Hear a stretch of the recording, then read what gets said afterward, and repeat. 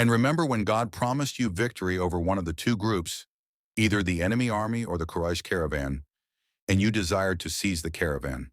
But God intended to grant victory on the battlefield through his decisive command, establishing the triumph of the believers and the defeat of the disbelievers, and to cut off the roots of the disbelievers, so that he might establish the truth and nullify falsehood, even though the criminals detest it. Remember when you called upon your Lord for help, and he responded, I will indeed reinforce you with 1,000 angels descending one after another. And God made this promise only as good news for you and to reassure your hearts, for victory comes only from God. Indeed, God is almighty and wise. Remember when he caused a light drowsiness to overcome you as a sign of peace and reassurance from him, and he sent down water from the sky to purify you, remove the filth of Satan, strengthen your hearts, and steady your footsteps. Remember when your Lord inspired the angels. I am with you, so make the believers stand firm. I will cast terror into the hearts of the disbelievers, so strike above their necks and strike every fingertip of theirs. This severe punishment is because they opposed God and his messenger.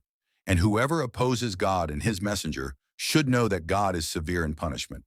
This is your punishment in this world, so taste it. And surely for the disbelievers, there is the punishment of the fire in the hereafter. O you who believe, when you meet the disbelievers advancing against you in battle, do not turn your backs to them. Whoever turns his back on them that day, except when maneuvering for battle or joining another fighting group, incurs the wrath of God, and his destination is hell.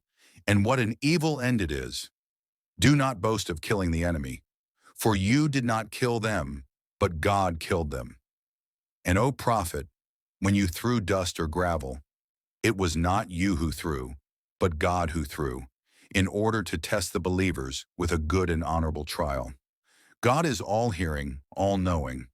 This is how it shall be, and certainly God weakens the plots of the disbelievers. O disbelievers, if you sought judgment, then judgment has indeed come to you. But if you desist, it is better for you. And if you return to hostility, we too shall return, and your forces, even if many, will not benefit you in the least. Surely God is with the believers. O you who believe, obey God and his messenger, and do not turn away from him while you hear his truthful guidance. And do not be like those who say, we hear, while they do not truly hear. Surely the worst of creatures in God's sight are the deaf and mute toward the truth, those who do not use reason. If God had seen any good in them, he would have made them hear the truth. But even if he made them hear, they would still turn away in rejection. O you who believe, respond to God and his messenger when they call you to that which gives you spiritual life. And know that God comes between a person and his heart, and that to him you will all be gathered. Beware of a trial that does not strike only the wrongdoers among you, but affects everyone.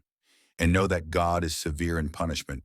And remember when you were few and oppressed in the land, fearing that people would seize you, then God sheltered you in Medina, strengthened you with his help, and granted you good and pure provisions so that you might give thanks.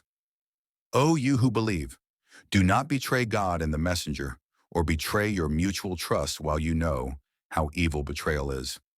And know that your wealth and your children are only a trial, and that with God is a tremendous reward. O you who believe, if you are mindful of God, he will grant you a criterion to distinguish truth from falsehood, remove your sins, and forgive you. God is the possessor of immense bounty. Remember when those who disbelieved plotted against you to imprison you, kill you, or expel you.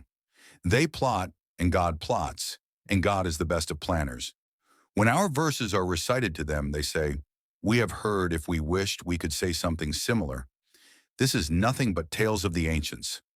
Remember when they said, O God, if this is indeed the truth from you, then rain down stones upon us from the sky, or bring us a painful punishment.